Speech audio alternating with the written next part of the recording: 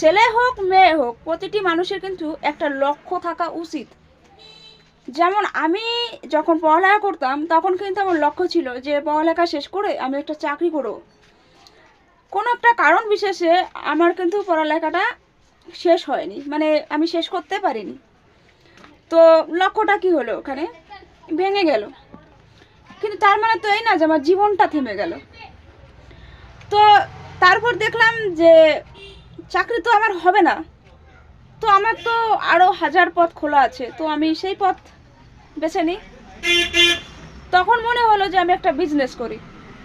তো এখন আমি বিজনেস করছি, আমার বিজনেসের বয়স কিন্তু যে 5 বছর হতে যাচ্ছে।